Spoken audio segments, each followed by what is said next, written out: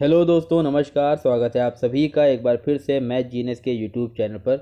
जैसा कि दोस्तों आप जानते हैं कि परसेंटेज टॉपिक जो हमारा है वो 3 क्लासेज में ख़त्म हो गया है, पूरा हो चुका है। और आज हम प्रॉफिट एंड लॉस का पहली क्लास पढ़ने वाले हैं। बिल्कुल बेसिक से पढ़ेंगे। जो बच्चे बिल्कुल बहुत ज़्यादा कमज़ोर हैं उनको भी समझ में आ जाएगा, ऐसे में बताऊँगा। तो जो लोग पहले से जिनका लेवल अच्छा है उन लोगों से मैं कहूँगा कि आप थोड़ा धैर्य रखिए, या फिर आप वीडियो को स्किप कर करके देख सकते हैं। चलिए आज की क्लास को स्टार्ट करते हैं। जिन लोगों ने अभी तक परसेंटेज टॉपिक नहीं देखा, डिस्क्रिप्शन में लिंक है, जाकर देख सकते हैं। सबसे पहले हम ये जानेंगे कि इसमें देखिए टर्म कौन कौन से इस्तेमाल होंगे, कौन कौन से इसमें नाम आएंगे सवालों में। तो देखिए एक तो क्रय मूल्य आएगा। तो क्रय मूल्य को जान लीजिए, जिस मूल्य पर कोई वस्तु खरीदी जाती है उसको कहा जाता है क्रय मूल्य। क्रय का मतलब क्या होता है? खरीदना। इसी तरह से विक्रय मूल्य किसको कहते हैं? जिस मूल्य पर कोई वस्तु बेची जाती है, यानी कि सेलिंग प्राइस। ये क्या था हमारा? Cost price. और एक होता है अंकित मूल्य। अंकित मूल्य का मतलब होता है मार्क्ड प्राइस, यानी वस्तु के ऊपर जितने रुपए लिखे होते हैं, जब आप कहीं जाएंगे तो जितने रुपए इसके ऊपर छपे होते हैं उसको कहा जाता है क्या? अंकित मूल्य। ये 3 तरह के मूल्य हमें लाभ हानि में पढ़ने हैं, ठीक है। अब इसके आगे क्या होता है? देखिए लाभ की स्थिति कब है, ये तो कोई बच्चा भी बता देगा। भाई एसपी बड़ा हो सीपी से। मतलब क्या हुआ कि आपने जितने की वस्तु खरीदी थी उससे ज़्यादा की आपने बेच दी, तो आपको फ़ायदा हो जाएगा, लाभ हो जाएगा। और जब आपका सीपी जो है यानी क्रय मूल्य वो ज़्यादा है और सेलिंग प्राइस कम है, यानी कम की आपने बेची, तो ऐसी स्थिति में क्या होगा? आपको हानि हो जाएगी या फिर घाटा हो जाएगा, जिसको हम क्या कहेंगे? लॉस कहेंगे। और इसको क्या कहेंगे? प्रॉफिट। तो ये तो बिल्कुल बेसिक बात है। अब देखते हैं कि सवाल किस तरह से बनते हैं इस पर। आइए देखते हैं। सबसे पहले हम देखेंगे टाइप 1 के क्वेश्चन। टाइप 1 में क्या है, इसको मैंने अलग अलग टाइप में बांट रखा है। देखें इसमें क्या है। सबसे पहले हम ऐसे सवाल देखेंगे जिसमें लाभ या हानि रुपए या परसेंट में या तो दी जाती है या पूछी जाती है। मतलब लाभ को या तो रुपए में दे देंगे या तो पूछेंगे। उसी तरह से हानि को रुपए में या तो दे देंगे या पूछेंगे। और लाभ और हानि हमें परसेंट में भी दी या पूछी जा सकती है। चलिए सवालों को शुरू करते हैं, तब ज़्यादा ही क्लियर हो पाएगा। आइए, ये बिल्कुल बेसिक क्वेश्चन है। समझाने के लिए क्या कहना चाहता है सवाल। एक वस्तु का क्रय मूल्य 1800 रुपये है तथा इसका विक्रय मूल्य 2000 रुपये है, तो दुकानदार को कितने रुपए का लाभ हुआ? बिल्कुल बेसिक क्वेश्चन है। क्रय मूल्य का मतलब है 1800 में खरीदी है और विक्रय मूल्य का मतलब है 2000 में बेची है। तो यहाँ पर कितने रुपए का लाभ हुआ? तो लाभ बराबर के क्या हो जाएगा? आप 2000 में से 1800 को माइनस कर देंगे तो कितना आ जाएगा? 200। यानी कि ऑप्शन बी हमारा सही उत्तर हो जाएगा, ठीक है। यहाँ पर मैं एक बात बता दूं, यदि यहीं पर आपसे लाभ प्रतिशत पूछा जाता, यहीं पर क्या पूछा जाता? लाभ प्रतिशत। तो लाभ तो आपने 200 रुपये निकाल रखा है।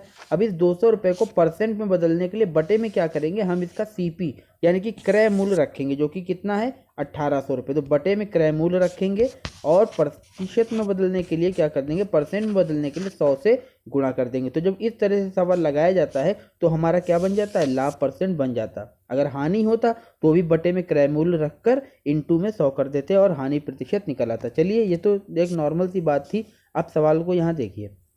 एक वस्तु का क्रय मूल्य 500 है तथा उसका विक्रय मूल्य 300 है, तो दुकानदार को कितने प्रतिशत की हानि हुई? अब यहाँ पे देखिए, खरीदा उसने 500 का है, बेचा है 300 का, तो कम का बेचने की वजह से क्या हुआ है? उसको हानि हुई है। यदि आपसे पूछे हानि कितने की हुई है, तो 500 में से आप 300 माइनस कर देंगे, कितना आ जाएगा? 200। ये 200 हानि हो गई, लेकिन हमसे हानि का प्रतिशत पूछा है, तो यहीं पर अगर हमें प्रतिशत निकालना होगा तो हम इसके बटे में क्या रखेंगे? क्रय मूल्य को रखेंगे, जो कि 500 है, और इंटू में कर देंगे कितना? 100। जब आप इसको हल करेंगे तो देखिए यहाँ से आएगा 5 और इसको काटने से कितना आ जाएगा? 40। यानी इस विक्रेता को 40% की हानि हुई है। चलिए एक और सवाल को देखते हैं। एक घड़ी को 200 में बेचने पर 20% की हानि होती है, तो घड़ी का क्रय मूल्य क्या है? अब देखिए यहाँ पर हानि और लाभ परसेंट में जब दिया हो तो किस तरह से करते हैं सवाल को। सबसे पहली बात अब ये समझ लीजिए कि जो क्रय मूल्य लिखा हुआ है ये हमेशा आप कितना मानेंगे? 100% मानेंगे। कितना मानेंगे? 100%। अब 20% हानि का मतलब यही तो हुआ कि उसने 20 कम पर बेचा। तो अगर कोई वस्तु 100 की थी और उसने 20 कम पर बेची है, तो हम ये कह सकते हैं कि उसने कितने की बेची होगी? तो आप कहेंगे 80% की बेची। भाई 100 में से 20 कम हो गए, 80 की बेची, लेकिन सवाल में उसको कितने में बेचा गया है? 200 में। इसका मतलब ये हुआ कि 80% का मान हमको सवाल में कितना दे रखा है? 200। यहाँ से आपने लिख लिया। अब घड़ी का क्रय मूल्य हमसे पूछा जा रहा है, यानी हमें 100% का मान निकालना है। यहाँ से 1% का मान कितना होगा? तो आप कहेंगे 200 के बटे में कितना हो जाएगा? 80। और हमें 100 का मान निकालना है, इसलिए क्या कर देंगे, इसकी 100 से गुणा कर देंगे। जब आप इसको हल करेंगे तो देखिए 40 दूना 80 और 40 पंजे 200, ठीक है। और 2 से इसको काटेंगे कितना आ जाएगा 50, तो 5 की 50 से करेंगे तो आ जाएगा कितना 250, यानी कि ऑप्शन सी हमारा सही उत्तर हो जाएगा। आई होप आप लोग समझ गए होंगे। चलिए ऐसा ही एक और सवाल देखते हैं, तब ज़्यादा बातें क्लियर हो जाएंगी। यहाँ पर ये कह रहा है कि एक कुर्सी को 700 रुपये में बेचने पर 40% का लाभ होता है, तो कुर्सी का क्रय मूल्य क्या है। अब यहाँ पर क्रय मूल्य को हम क्या करेंगे, 100 मान लेंगे, और लाभ 40% होने का ये मतलब हुआ कि उसने कितने की बेची है, तो आप ये कहेंगे कि 40 का लाभ है, यानी 40 ज़्यादा पर बेची है, तो 100 की खरीदी थी और 40 का लाभ ले लिया, यानी कि 140% की उसने बेची है। लेकिन सवाल में कुर्सी को कितने का बेचा गया है, 700 का बेचा गया है। इसका मतलब ये हुआ कि 140% का मान सवाल में कितना दे रखा है, 700। अब यहाँ से आप क्या करेंगे, 1% का मान कितना होगा, तो आप कहेंगे 700 के बटे में 140, और हमें क्रय मूल्य निकालना है, इसलिए हम किसका मान निकालेंगे, हम 100% का मान निकालेंगे, इसलिए इंटू में कितना कर देंगे, 100 कर देंगे। यहाँ से आप इसको हल करेंगे तो 0 से 0 जाएगा, 14 पंजे 70 होता है, 5 की 100 से गुणा करने पर उत्तर कितना आ जाएगा, 500। ऑप्शन बी हमारा सही आंसर हो जाएगा, ठीक है। तो यहाँ पर आप याद रखिएगा, जब हानि पर कोई चीज़ बेची जाती है तो आप 100 से माइनस करेंगे और लाभ के लिए उसमें 100 जोड़ेंगे, ठीक है। अब देखिए, यदि एक साइकिल को 800 रुपये में बेचने पर 20% की हानि होती है, तो साइकिल को किस मूल्य पर बेचें कि 20% का लाभ हो। मैं ये कहता हूँ कि 20% हानि का ये मतलब हुआ कि 80% की बेची गई, भाई 20 कम करके बेची गई, और 20% लाभ लेने का मतलब है कि आप 20 बढ़ाकर उसको बेचें, यानी आप कितने की बेचें, तो आप 120% की बेचें। अब सवाल में हानि पर बेचने का मूल्य दे रखा है 800, कि 800 में बेचने पर 20% की हानि होती है, तो आप ये कहेंगे कि 20% की हानि तो तब होती है जब हम 80% का बेचते हैं। इसका मतलब है सवाल में 80% का मान दे रखा है कितना, 800।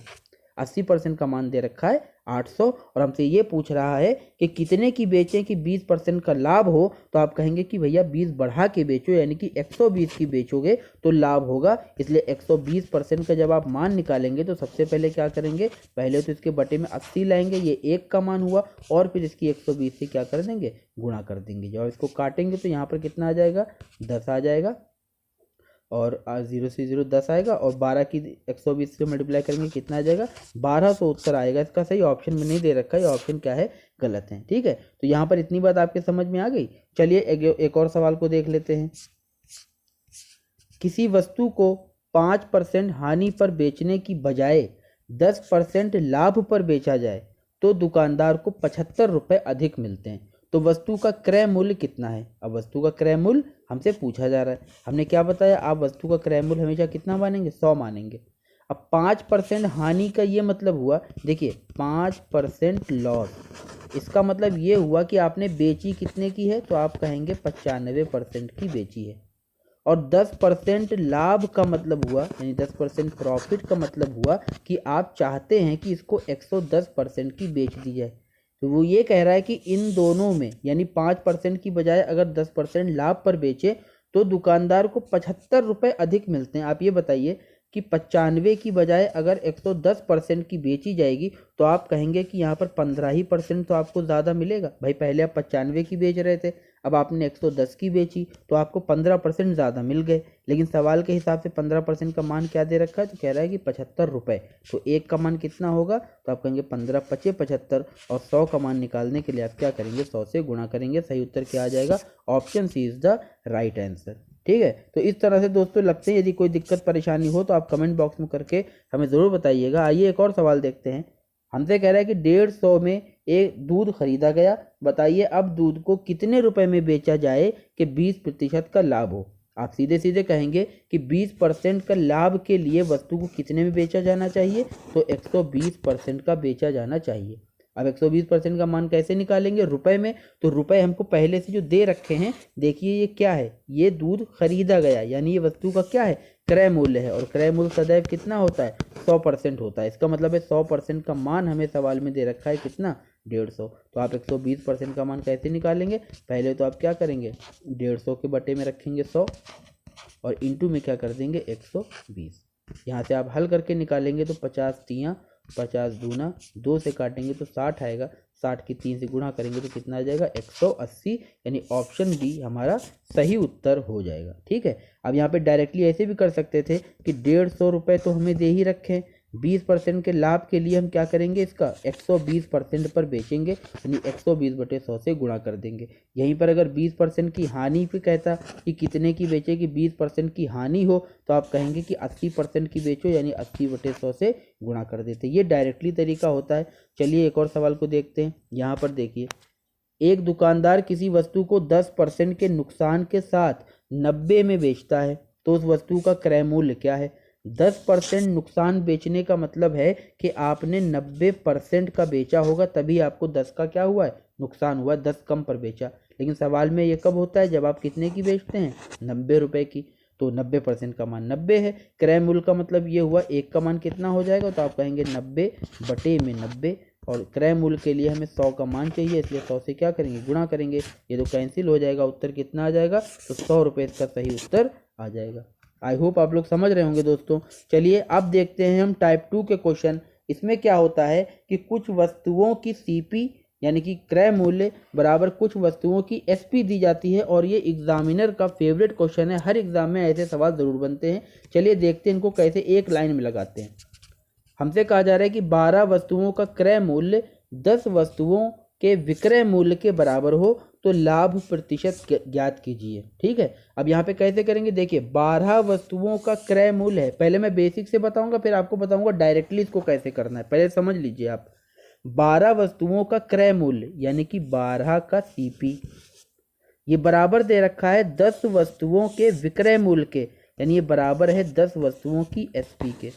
तो 12 सीपी बराबर 10 एसपी, हमने अपनी इतनी बड़ी सवाल की लाइन को मैथ में लिख लिया, इतना बड़ा। ठीक है, अब इसका मतलब क्या हुआ, इसका मतलब हुआ कि सीपी आपकी कितनी हो गई 10, और एसपी कितनी हो गई 12। ये आप याद रखिए, ऐसे कर रहे हैं, सीपी कितनी हो गई 10 हो गई, एसपी कितनी हो गई 12। इसका मतलब है कि उसने 10 रुपए में खरीदी थी और 12 रुपए में बेची है, तो लाभ उसको कितने का हुआ, तो 2 का हुआ। और परसेंट में बदलने के लिए बटे में सीपी रखते हैं, जिसका मान कितना है 10 है, और इंटू में क्या कर देंगे 100।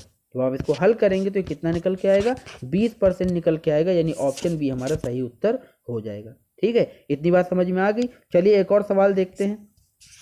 12 पेंसिल का क्रय मूल्य बराबर 16 पेंसिल के विक्रय मूल्य के, तो बताइए लाभ या हानि का प्रतिशत कितना है। अब यहाँ पे क्या होगा, देखिए 12 का क्रय मूल्य, इसका मतलब है 12 वस्तुओं की क्या सीपी, ये बराबर दे रखी है किसके, 16 के क्रय मूल्य के, यानी 16 के एसपी के, सॉरी विक्रय मूल्य के एसपी के। तो यहाँ से मैंने क्या बताया, सीपी का मान कितना है 16, एसपी का मान कितना है 12, यानी 16 की खरीदी है और 12 की बेची है। तो 16 की खरीदी है और 12 की बेची, यानी कम की बेची, तो आपको घाटा हो गया, हानि हो गई, कितने की 4 की। 16 में से 4 12 जाएंगे, 4 बचेगा, तो 4 की हानि हो गई। अब इसको परसेंट में बदलने के लिए बटे में क्रय मूल्य रखेंगे जो कि 16 है, और इंटू में क्या कर देंगे हम लोग 100 कर देंगे। 4 से जब आप काटेंगे तो ये 4 आएगा, 4 से यहाँ काटने पर 25 आएगा, यानी 25% की हानि हुई है। ऑप्शन बी हमारा सही उत्तर हो जाएगा। यहाँ पर एक लाइन में और बता दूं आपको, आप इसको ऐसे भी कर सकते थे, जब भी इस तरह का सवाल हो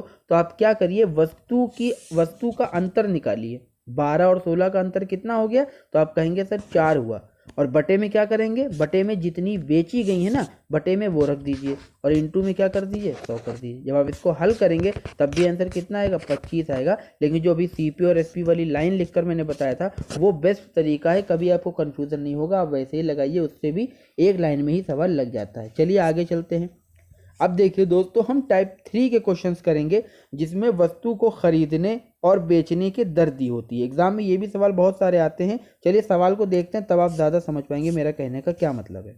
देखिए, ₹5 के 6 की दर से कोई वस्तु खरीदकर ₹6 के 5 की दर से बेचने पर कितने प्रतिशत का लाभ होगा।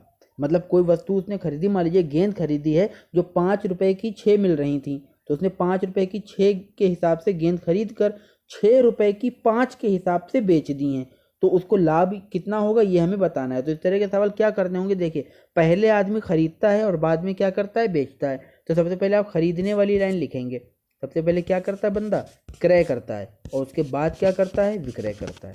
ये मैं इसलिए बता रहा हूँ क्योंकि सवाल में कभी कभी वो ये बात कह देता है कि 6 रुपये की 5 की दर से बेची गई वस्तु जिसको 5 रुपये के 6 की दर से खरीदी थी। तो आप हो सकता है पहले ये लाइन और ये लाइन में कन्फ्यूज़न हो जाए, इसलिए याद रखिएगा पहले खरीदने वाली रखेंगे, बाद में विक्रय वाली रखेंगे। खैर अब सवाल को देखते हैं कि करना कैसे। देखिए खरीदने की दर क्या है, तो 5 रुपये की 6, तो आप क्या कहेंगे कि 5 की खरीदी हैं 6 और 6 की बेची हैं कितनी, 5। ये लाइन लिख ली। अब आपको क्या करना है, इनकी गुणा करनी, 5 25 आ गया और 6 कितना आ गया, 36। जब आप इस तरह से कर लेंगे तो देखिए ये जो लेफ्ट में लिख के आएगा ना बाएं हाथ पर, ये आपका क्रय मूल्य होगा, और जो राइट साइड में लिख के आएगा दाएं हाथ पर, ये आपका एसपी होगा। आप डायरेक्टली यहाँ से कर सकते हैं। अब आप समझ सकते हैं कि 25 रुपये की जो चीज़ खरीदी गई है वो 36 रुपये की बेची गई है, तो यहाँ पर लाभ हुआ है, और वो लाभ कितने का है, तो आप कहेंगे इसको घटाने पर कितना आएगा, तो 11 आएगा, यानी 11 का क्या हो गया, लाभ हो गया। और परसेंट में बदलने के लिए आप क्या करेंगे, तो आप इसके बटे में लिख देंगे कितना, क्रय मूल्य लिख देंगे जो कि कितना है 25, और इंटू में क्या कर देंगे 100 कर देंगे, इंटू में क्या कर देंगे 100 कर देंगे। माफ़ करिए थोड़ा सा ये टैबलेट गड़बड़ कर रहा है, माफ़ी चाहूँगा दोस्तों। बटे में क्या करेंगे हम लोग, 1 सेकेंड आप दीजिए मुझे। चलिए देखिए यहाँ पे क्या बताया है कि 5 की दर से 6 खरीदी हैं और 6 पर 5 की दर से बेच दिए। मैंने क्या बताया, आप इनकी गुणा कर दीजिए, कितना आएगा 25 आएगा, इनकी गुणा कर दिए कितना आएगा 36 आएगा। जो बाईं तरफ आता है वो क्रय मूल्य होता है, जो दाईं तरफ आता है वो विक्रय मूल्य होता है। नहीं 25 की खरीद कर 36 की बेची है, तो लाभ कितने का हुआ, आप कहेंगे 11 का हुआ। परसेंट में बदलने के लिए बटे में क्रय मूल्य रखेंगे और इंटू में क्या कर देंगे 100। 25 से आप इसको काटेंगे तो 4 आएगा, और 11 चौक कितना होता है, तो 44% आता है, यानी कि 44% इसको लाभ हुआ। ऑप्शन सी हम आप देख सकते हैं, ऑप्शन सी हमारा सही उत्तर हो जाएगा। ठीक है, आई होप आप लोग समझ गए होंगे। चलिए नेक्स्ट क्वेश्चन को देखते हैं। इसमें कह रहा है कि एक व्यक्ति 10 रुपये में 11 की दर से पेंसिल खरीदता है और 11 रुपये में 10 की दर से पेंसिल बेच देता है, तो उसको कितने प्रतिशत का लाभ या हानि होगी। मैंने आपको क्या बताया, सबसे पहले आप लिखेंगे खरीदने वाली लाइन, यानी सीपी के लिए लिखेंगे। तो क्या है ये 10 रुपये में 11 की खरीद कर, तो आप लिखेंगे कि खरीदता क्या है 10 रुपये की 11, और बेचता कैसे है, तो 11 रुपये की 10। अब आप क्या करने को बताया, आप इसको तिरछी गुणा करिए, 10 10 कितना आएगा 100, और आप ऐसे गुणा करेंगे कितना आएगा 121। इसका मतलब ये हुआ जो बाईं तरफ आता है वो सीपी होता है, जो राइट साइड में आता है वो एसपी होता है। मतलब 100 की खरीद कर 121 की बेची है, तो लाभ कितने का हुआ, तो 21 का हुआ। और परसेंट में बदलने के लिए क्या करेंगे, बटे में क्रय मूल्य और इंटू में लिख देंगे 100। 100 से 100 कैंसिल हो जाएगा, यानी 21% का उसको क्या हो जाएगा, तो लाभ हो जाएगा। आई होप आप लोग समझ गए होंगे दोस्तों। देख रहे हैं कितनी शॉर्टकट से ये एक लाइन में सवाल लग जाता है। चलिए एक और सवाल की प्रैक्टिस कर लेते हैं।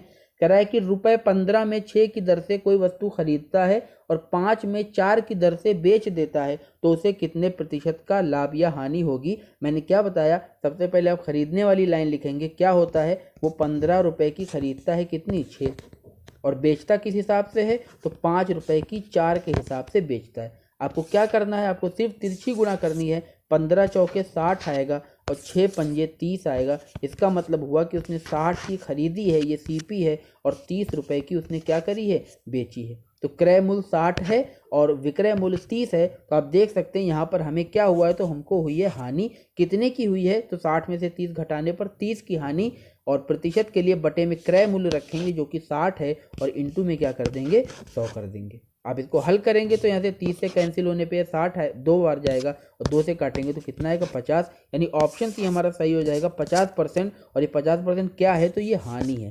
ये 50% क्या है, हानि है, क्योंकि 60 की खरीदी है और कम की उसने बेची है। चलिए देखते हैं एक और सवाल।